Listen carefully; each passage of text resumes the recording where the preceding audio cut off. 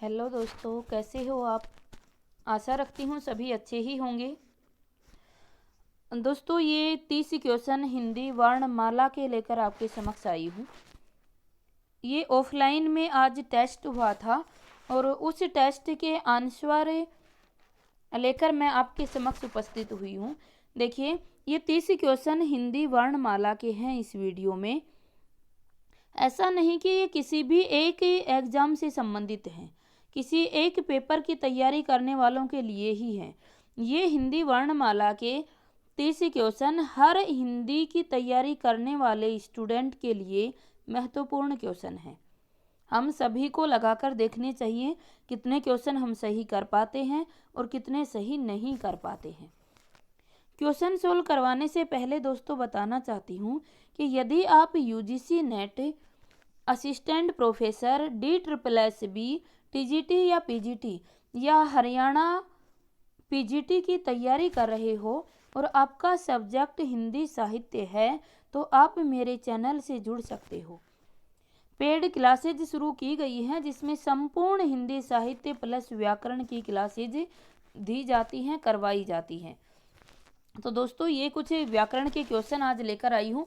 हिंदी साहित्य तो हम रेगुलर करते ही करते हैं, साथ ही साथ हिंदी व्याकरण के क्वेश्चन भी जो हैं वो मैं आपको करवाऊंगी, तो आपको ये क्वेश्चन भी लगाकर देखने चाहिए।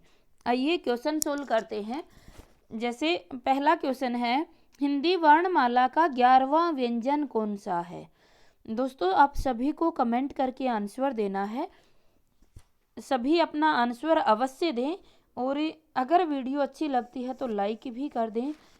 चैनल सब्सक्राइब नहीं किया है तो सब्सक्राइब भी कर लें और अपने दोस्तों के पास शेयर भी कर दें। पहला क्वेश्चन का आंसर क्या होगा दोस्तों, हिंदी वर्णमाला का 11वां व्यंजन कौन सा है। विकल्प है ढ, ठ, ट, फ।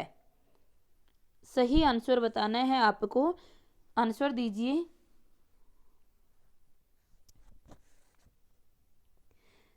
आंसर होगा सी, ट। जो ट है ये हिंदी वर्णमाला का 11वां व्यंजन है। दोस्तों, व्यंजन सबसे पहले जो व्यंजन है वो क वर्ग के व्यंजन आते हैं। क वर्ग के 5 व्यंजन होते हैं। क वर्ग के बाद च वर्ग के व्यंजन आते हैं, ये भी 5 होते हैं। उसके बाद ट वर्ग का व्यंजन आता है, तो 5 और 5 10 तो ये हो गए। और 11वां व्यंजन पूछा है तो कौन सा हो जाएगा, ट हो जाएगा। अगला क्वेश्चन देखिए। अगला क्वेश्चन है, भाषा की सबसे छोटी इकाई क्या है। भाषा की सबसे छोटी इकाई, जल्दी से कमेंट करके आंसर दीजिए। आंसर होगा डी, ध्वनि। ये जो विकल्प दिए गए हैं इन विकल्प में भाषा की सबसे छोटी इकाई ध्वनि है। दोस्तों, भाषा की इकाइयों की अगर बात करते हैं तो भाषा की इकाइयों का जो क्रम होता है ये पाया जाए, सबसे पहले होती है स्वेनिम। ये भाषा की सबसे छोटी इकाई है। उसके बाद इससे बड़ी होती है रूपम। रूपम के बाद इससे बड़ी होती है आपकी ध्वनि। ध्वनि से बड़ी होती है वर्ण। वर्ण से बड़ी इकाई होती है आपकी शब्द और शब्द से बड़ी इकाई होती है वाक्य। ये हिंदी की या भाषा की इकाइयों का सही क्रम पाया जाता है। सबसे पहले सबसे छोटी स्वेनिम है। अब जो भी आपके पास ऑप्शन है उनके अनुसार आपको आंसर देना है। स्वेनिम यहाँ नहीं है जो सबसे छोटी इकाई है। उसके बाद रूपम भी यहाँ नहीं है। फिर हमारे पास आया हुआ है ध्वनि, तो आंसर क्या हो जाएगा, ध्वनि हो जाएगा। अगर ध्वनि नहीं होता तो आंसर हो जाता वर्ण। ये क्वेश्चन है यदि अलग अलग पूछा जाता है कि सबसे छोटी इकाई कौन सी है। दोस्तों, अगर क्वेश्चन ये दिया जाए कि भाषा की सबसे छोटी इकाई और सभी आपके समक्ष ऑप्शन उपलब्ध हैं तो आंसर आ जाएगा स्वेनिम। अगर क्वेश्चन पूछा जाता है भाषा की सबसे छोटी मौखिक इकाई तो आंसर हो जाएगा हमारा ध्वनि, चाहे स्वेनिम भी ऑप्शन में दिया हुआ हो। अगर ये पूछा जाए कि भाषा की सबसे छोटी लिखित इकाई तो वर्ण हो जाएगा। भाषा की सबसे छोटी शाब्दिक इकाई या भाषा की सबसे छोटी सार्थक इकाई तो आंसर शब्द होगा। और भाषा की सबसे छोटी पूर्ण अर्थ देने वाली इकाई वाक्य हो जाएगा। ये भाषा की इकाई से बनने वाले क्वेश्चन होते हैं। चलिए अगला क्वेश्चन देखते हैं। अगला क्वेश्चन है, तालव्य व्यंजन है। ये विकल्प दिए गए हैं, इनमें से तालव्य व्यंजन कौन से हैं उनको छांटकर आपको आंसर देना है। जल्दी से कमेंट करके आंसर दीजिए। आंसर हो जाएगा ब, च, छ, ज, झ। ये सभी क्या होते हैं, आपके तालव्य व्यंजन कहलाते हैं। च वर्ग का उच्चारण स्थान क्या होता है, तालु होता है। च वर्ग का उच्चारण स्थान तालु होता है और इनसे च वर्ग के सभी जो व्यंजन हैं इनको तालव्य कहा जाता है। अगला क्वेश्चन है, देवनागरी लिपि में स्वरों की संख्या है। जल्दी से कमेंट करके आंसर दीजिए। विकल्प है 10, 11, 12, 13।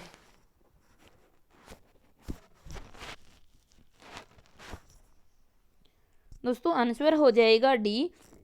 अगर क्वेश्चन ये पूछा जाता है कि देवनागरी लिपि में स्वरों की संख्या है तो आंसर आएगा डी, 13। अगर क्वेश्चन पूछा जाता है हिंदी वर्णमाला में स्वरों की संख्या है तो आंसर आएगा आपका 11। हिंदी वर्णमाला में स्वर की संख्या 11 होती है, जबकि देवनागरी लिपि जो हिंदी लिपि कहलाती है उसमें स्वरों की संख्या 13 होती है। अगला क्वेश्चन है, किस ध्वनियों को अनुस्वार कहा जाता है। किन ध्वनियों को अनुस्वार कहा जाता है। जल्दी से कमेंट करके आंसर दीजिए।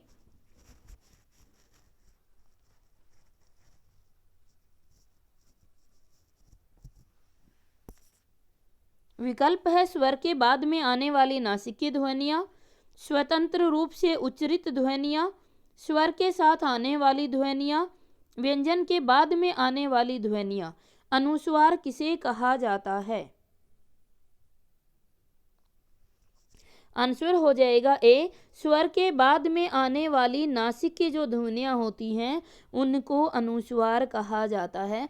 दोस्तों जब मैंने आपको क्लास में एक टॉपिक करवाया था और उस समय वर्ण विभाजन का टॉपिक करवाया तो आपको बताया गया था कि जो वर्ण होते हैं इन वर्णों से स्वर को अलग करने की प्रक्रिया वर्ण विच्छेद कहलाती है।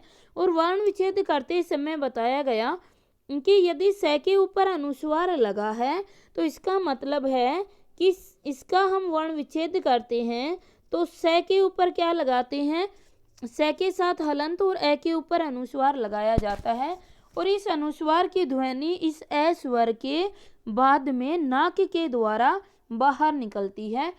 इसका उच्चारण ए के बाद नासिक हुआ करता है, यानी स्वर के बाद आने वाली जो नासिक की ध्वनियां हैं उनको अनुस्वार कहा जाता है। अगला क्वेश्चन है, कौन सा वर्ण ओष्ठ्य नहीं है। विकल्प है उ, व, उ, प। जल्दी से कमेंट करके आंसर दीजिए। आंसर हो जाएगा बी, व जो है ये ओष्ठ्य नहीं है। क्या है, व जो होता है यह दंतोष्ठ्य होता है, यह दंतोष्ठ्य कहलाता है। इसका उच्चारण स्थान दंत ओष्ठ होता है तो ये दंतोष्ठ्य कहलाता है। बाकी जो ओष्ठीय होते हैं उच्चारण स्थान के समय आपको करवाया गया कि ओष्ठीय उच्चारण स्थान किस किस का होता है, तो एक सूत्र बताया था आपको ऊप, यानी छोटा ऊ और बड़ा ऊ दोनों, और ये जो प वर्ग है इसके सभी व्यंजन हैं उनका उच्चारण स्थान ओष्ठीय हुआ करता है। व का होगा दंत ओष्ठीय, इसलिए हमारा आंसर हो जाएगा व। आगे देखिए नेक्स्ट क्वेश्चन है, अल्प प्राण ध्वनियों का समूह कौन सा है। अल्प प्राण ध्वनियों का समूह कौन सा है। विकल्प है क ख ग, च छ ज, च ज य, त थ न, ट ठ ण। जल्दी से कमेंट करके आंसर दीजिए। अल्प प्राण ध्वनियों का समूह कौन सा है।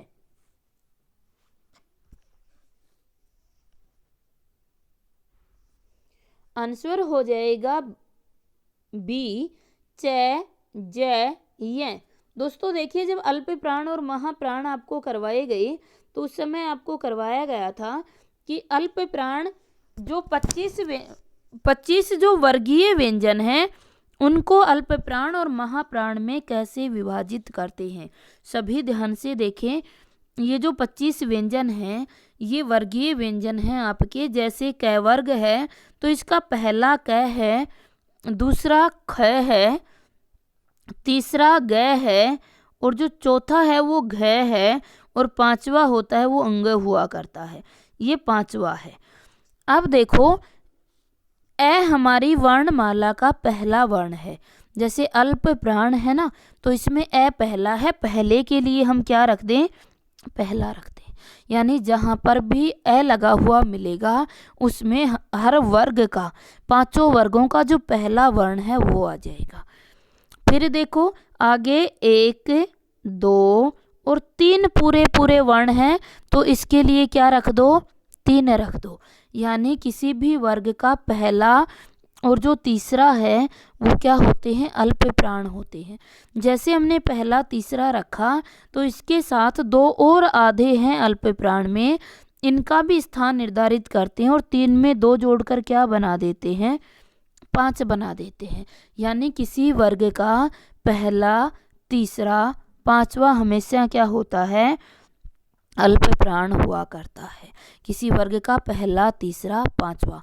अब पहला, तीसरा, पांचवा, अब हम देखते हैं एक बार क्वेश्चन में कि पहला, तीसरा, पांचवा कौन कौन सा है। तो देखो, अगर हम इसको देखते हैं कि च किसी का पहला है, ज किसी का तीसरा है और य किसी का पांचवा है। पहला, तीसरा, पांचवा क्या होते हैं? अल्प प्राण। तो आंसर भी क्या आ जाएगा? बी आ जाएगा। अगला क्वेश्चन देखिए। अगला क्वेश्चन है, ज्ञ किसके योग से बना है? ज्ञ किसके योग से बना है? दोस्तों जल्दी से कमेंट करके आंसर दीजिए। ज प्लस ग, ज प्लस ए, ग प्लस य, या ज प्लस य। जल्दी से कमेंट करके आंसर दीजिए। आंसर हो जाएगा डी, ज प्लस य से बना हुआ होता है। अगला क्वेश्चन है, किस क्रमांक में सघोष व्यंजन है?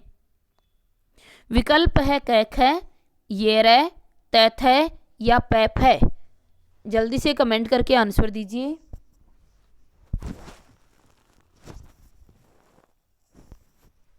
दोस्तों आंसर हो जाएगा बी, ये और रे।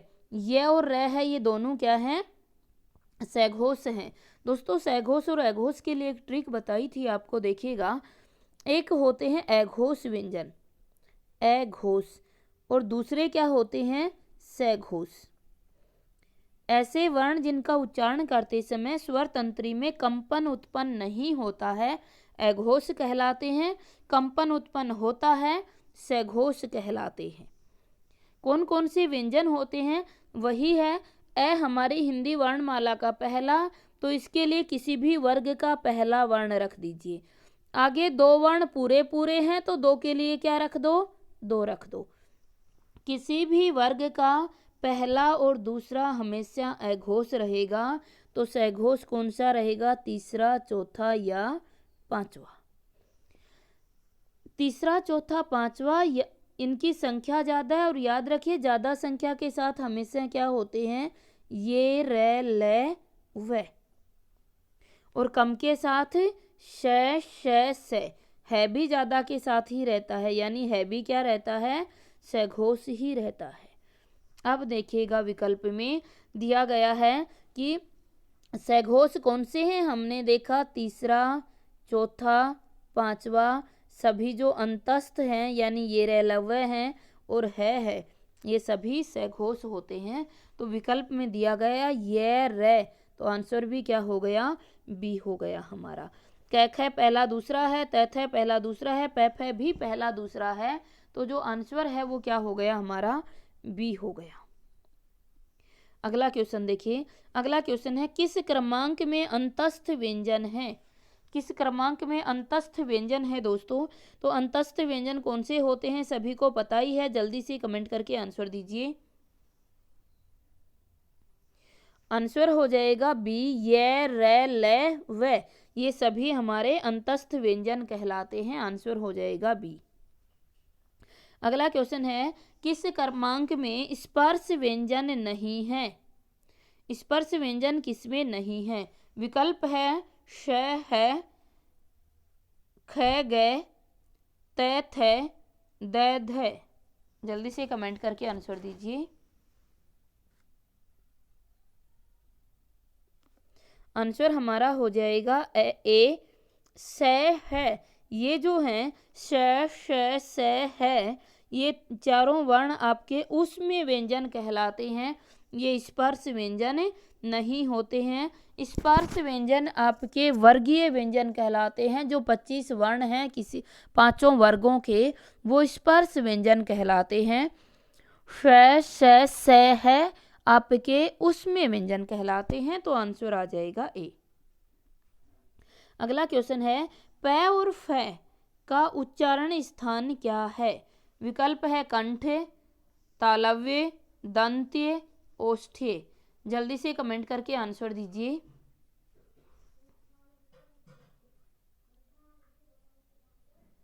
आंसर हो जाएगा ओष्ठ्य। दोस्तों, जो पैवर्ग होता है, पैवर्ग का उच्चारण स्थान क्या होता है? ओष्ठ होता है, और इन वर्णों को ओष्ठ्य कहते हैं। अगला क्वेश्चन है, किस क्रम में अघोष व्यंजन है? अघोष व्यंजन किसमें है? विकल्प है य, र, व, है, ड, ण, स। जल्दी से कमेंट करके आंसर दीजिए, अघोष व्यंजन कौन से हैं?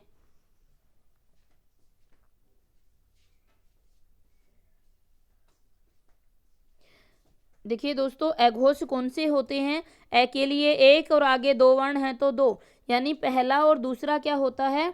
अघोष होता है। उसके बाद देखें कि अघोष के साथ कौन से होते हैं आपके? श, श और स, ये सभी अघोष होते हैं। तो यहाँ विकल्प में दिया गया है हमें श और स, तो आंसर हो जाएगा डी। अगला क्वेश्चन देखिए, किस क्रमांक में अंतस्थ वर्ण हैं? किस क्रमांक में अंतस्थ वर्ण हैं? विकल्प है उ, ई, प, र। जल्दी से कमेंट करके आंसर दीजिए। अंतस्थ वर्ण कौन से होते हैं? र होता है। आंसर क्या आ जाएगा? डी आ जाएगा। अंतस्थ कौन कौन से होते हैं? य, र, ल, व, ये चारों आपके क्या कहलाते हैं? अंतस्थ कहलाते हैं। आंसर आ जाएगा डी। अगला क्वेश्चन देखिए, निम्न में से सघोष अल्प प्राण है? सघोष प्लस अल्प प्राण है, कौन सा जो वर्ण है सघोष प्लस अल्प प्राण है? दोस्तों बता देते हैं, सघोष कौन से होते हैं। जैसे अभी आपने देखा, सघोष कौन से होते हैं? किसी वर्ग का तीसरा, चौथा, पांचवा, प्लस में आपके ये, र, ल, व और है, ये होते हैं सघोष। अल्प प्राण कौन से होते हैं? अभी हमने देखा, अल्प प्राण ए के लिए एक, तीन पूरे पूरे हैं उसके लिए तीन, और दो और आधे हैं तो तीन में दो और मिलाएंगे तो पांच, यानी किसी वर्ग का पहला, तीसरा, पांचवा क्या होता है? अल्प प्राण। तीसरा, चौथा, पांचवा होता है सघोष। तो जल्दी से कमेंट करके हमें आंसर देना है। दो विकल्प आपके समक्ष दिए गए हैं दोस्तों, दो विकल्प और आपको दे रही हूं।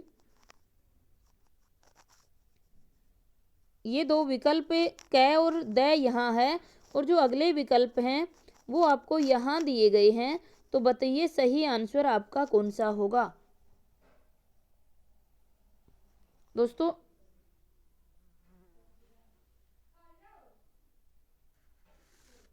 आंसर देना है, कौन सा अघोष अल्प प्राण है? तो जो हमारा आंसर है वो आंसर हो जाएगा दोस्तों द। जो द है यह आपका सघोष प्लस अल्प प्राण, क्योंकि द कौन सा है? त, थ, द तीसरा है, और सघोष में भी तीसरा आता है और अल्प प्राण में भी तीसरा आता है। तो आंसर क्या हो जाएगा? बी हो जाएगा। अगला क्वेश्चन देखिए। अगला क्वेश्चन दोस्तों दिया गया है, कि स्वर होते हैं, स्वर होते हैं, तो आप सभी जानते हैं कि विकल्प है घोष, अघोष, अल्प प्राण, घोष और महाप्राण। जल्दी से कमेंट करके आंसर दीजिए। आंसर हो जाएगा सी, अल्प प्राण प्लस सघोष कहो या घोष कहो एक ही बात है। अल्प प्राण प्लस सघोष क्या होते हैं? स्वर हुआ करते हैं। अगला क्वेश्चन है, उच्चारण स्थान की दृष्टि में इनमें कौन सा व्यंजन तालव्य है? तालव्य व्यंजन कौन सा है? तय, फ, ज, ब। जल्दी से कमेंट करके आंसर दीजिए। तालव्य वर्ण कौन सा है? आंसर आ जाएगा आपका सी, जय। च, छ, ज, झ, ये आपके तालव्य वर्ण कहलाते हैं। इनका उच्चारण स्थान तालु से किया जाता है। च वर्ग का उच्चारण स्थान तालु से किया जाता है, तो च वर्ग का हमारे पास क्या है? जय है। आंसर आ जाएगा सी। अगला क्वेश्चन है, निम्नलिखित में से कौन सी बात गलत है? विकल्प है ध सघोष महाप्राण दंत्य है, ब सघोष ओष्ठ्य महाप्राण है, च अघोष तालव्य अल्प प्राण है, ख कंठ महाप्राण अघोष है। जल्दी से कमेंट करके आंसर दीजिए।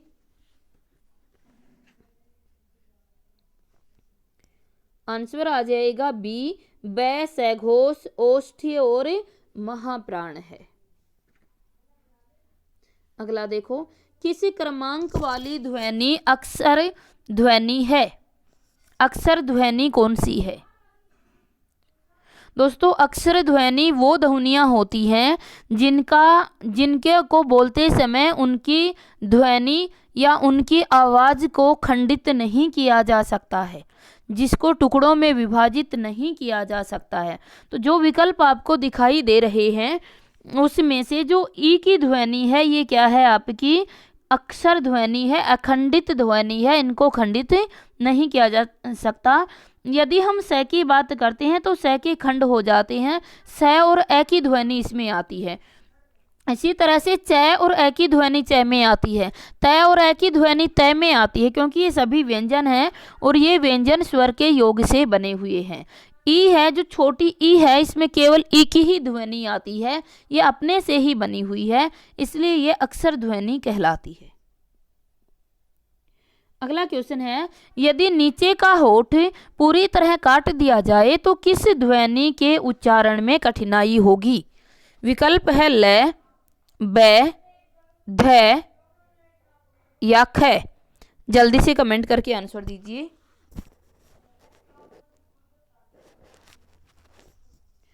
दोस्तों, आंसर क्या आ जाएगा? बी आ जाएगा। आंसर हो जाएगा ब, क्योंकि जो ब है इसका उच्चारण स्थान क्या होता है? ओष्ठ होता है। ब प वर्ग का है और प वर्ग का उच्चारण स्थान ओष्ठ हुआ करता है, और जितने भी जिसका उच्चारण स्थान ओष्ठ है, अगर हमारा ओष्ठ ही कार्य नहीं करेगा तो उनका उच्चारण संभव नहीं है। तो क्वेश्चन में दिया, यदि नीचे का होठ काट दिया जाए, नीचे का जो ओष्ठ होता है वो कार्य न करे तो प वर्ग का उच्चारण संभव नहीं है, और प वर्ग में यहाँ दिया गया है ब। आंसर हो जाएगा बी। अगला क्वेश्चन है, इनमें से पार्श्विक व्यंजन है, पार्श्विक व्यंजन कौन सा है? विकल्प है ल, र, ध, ख। जल्दी से कमेंट करके आंसर दीजिए। पार्श्विक व्यंजन कौन सा है? आंसर हो जाएगा दोस्तों ए, ल हो जाएगा, क्योंकि जो ल है इसका उच्चारण करते समय प्राण वायु जीभा के दोनों पर्स से बाहर निकलती है, दोनों साइड से बाहर आ जाती है, और हमारी जीभा दोनों साइड से उठकर ऊपर लग जाती है, तो इसलिए ल को पार्श्विक व्यंजन कहा जाता है। ये जो र दिखाई दे रहा है इसको लुंठित या प्रकंपित व्यंजन कहते हैं। अगला क्वेश्चन है, वर्ण के कितने प्रकार हैं? विकल्प है 1, 2, 3 या 4। जल्दी से कमेंट करके आंसर दीजिए। वर्ण के कितने प्रकार हैं? दोस्तों, आंसर हो जाएगा बी, 2। वर्ण के कितने प्रकार होते हैं? 2 होते हैं, एक स्वर होता है और दूसरा व्यंजन होता है। अगला क्वेश्चन है, उच्चारण की दृष्टि से ग व्यंजन का सही रूप होगा। उच्चारण की दृष्टि से ग व्यंजन का सही रूप होगा। विकल्प है कंठ स्पर्श अघोष अल्प प्राण, कंठ स्पर्श सघोष अल्प प्राण, कंठ स्पर्श सघोष महाप्राण, कंठ स्पर्श अघोष महाप्राण। जल्दी से कमेंट करके आंसर दीजिए। दोस्तों आंसर हो जाएगा बी, कंठ स्पर्श सघोष अल्प प्राण। अगला क्वेश्चन है, जिन स्वरों के निर्माण में ओष्ठ गोलाकार हो जाते हैं उनको कहते हैं। ओष्ठ गोलाकार हो जाते हैं उनको कहते हैं। विकल्प है संवृत, अर्ध संवृत, वृत्ताकार और अवृत्ताकार। जल्दी से कमेंट करके आंसर दीजिए। दोस्तों आंसर हो जाएगा सी, वृत्ताकार। जिन स्वरों का उच्चारण करते समय ओष्ठ वृत्त की आकृति को धारण कर लेते हैं, गोलाकार स्थिति में आ जाते हैं, अर्धचंद्राकार स्थिति में आ जाते हैं, उन सभी को चंद्राकार स्थिति में आ जाते हैं, उन सभी को क्या कहा जाता है? ओष्ठ वृत्ताकार कहा जाता है। आंसर हो जाएगा सी। अगला क्वेश्चन है, भाषा में स्वतः उच्चारित ध्वनियों को निम्नलिखित में से किस नाम से जाना जाता है? विकल्प है अक्षर, ध्वनि, वर्ण या स्वर। जल्दी से कमेंट करके आंसर दीजिए। दोस्तों आंसर हो जाएगा डी, स्वर। स्वर स्वतः उच्चरित ध्वनियां कहलाती हैं। इनके उच्चारण में मुख विवर में कोई रुकावट पैदा नहीं होती है। अगला क्वेश्चन है, इनमें से अल्प प्राण वर्ण कौन सा है? अल्प प्राण वर्ण कौन सा है? विकल्प है क ग, ए आ, फ भ, थ छ। जल्दी से कमेंट करके आंसर दीजिए। इनमें से अल्प प्राण वर्ण कौन सा है? दोस्तों जैसा जानते ही हो कि अल्प प्राण में कौन कौन से आ जाते हैं आपके? पहला, अभी देखा ए के लिए 1, 3 पूरे हैं उसके लिए 3, 2 और आधे मिलाकर 5। किसी वर्ग का पहला, तीसरा, पांचवा क्या होता है? अल्प प्राण होता है। सारे जो स्वर होते हैं वो क्या होते हैं? अल्प प्राण होते हैं। सारे जो अंतस्थ व्यंजन हैं वो भी क्या होते हैं? अल्प प्राण होते हैं। तो दोस्तों हमारे पास विकल्प दिया गया है बी, ए और आ दोनों स्वर हैं और स्वर हैं तो क्या है? अल्प प्राण है। अगला क्वेश्चन है, निम्न में अनुनासिक स्वर कौन से शब्द में नहीं है? अनुनासिक कौन से शब्द में नहीं है? विकल्प है गांव, दांत, हंस, घंटा। जल्दी से कमेंट करके आंसर दीजिए। दोस्तों आंसर आ जाएगा डी, डी के अंदर अनुस्वार का प्रयोग हुआ है, अनुनासिक का नहीं हुआ है। जो ये चंद्र बिंदु है ये अनुनासिक कहलाती है और जो ये बिंदु है ये आपकी अनुस्वार कहलाती है। अगला क्वेश्चन है, वर्णमाला में मात्रा का अर्थ है। विकल्प दिया गया है वर्ण की मात्राएं, दूसरा है वर्ण के उच्चारण में लगने वाला समय, ध्वनि का परिणाम और लास्ट है वर्णों का क्रम। वर्णमाला में मात्रा का अर्थ क्या है? देखिए दोस्तों आंसर आ जाएगा बी, वर्ण के उच्चारण में लगने वाला समय। वर्ण के अंदर मात्रा कहलाता है। जिन वर्णों में एक मात्रा कम समय लगता है उनकी एक मात्रा होती है, जिनमें ज़्यादा समय लगता है उनकी 2 मात्रा होती हैं। इससे भी ज़्यादा समय लगता है तो प्लुत स्वर मात्रा निर्धारित करता है। अगला क्वेश्चन है, हिंदी वर्णमाला में अयोगवाह वर्ण कौन से हैं? विकल्प है ए, आ, ई, उ, अंग, अह। जल्दी से कमेंट करके आंसर दीजिए। दोस्तों आंसर हो जाएगा डी, अंग, अह। ये दोनों ही हिंदी में क्या कहलाते हैं? दोनों ही हिंदी में अयोगवाह कहलाते हैं, क्योंकि इन वर्णों का अपना कोई अर्थ नहीं होता है, ये दूसरे वर्ण के साथ लगकर ही सार्थक होते हैं। उसके बाद है पदों का वह समूह जिसके द्वारा हम कोई बात पूरी कहते हैं, वह है। विकल्प है क्रियापद, वाक्य, नाद्य या शब्द। दोस्तों जल्दी से कमेंट करके आंसर दीजिए। आज का ये अंतिम क्वेश्चन है। आंसर हो जाएगा वाक्य पदों का वह समूह।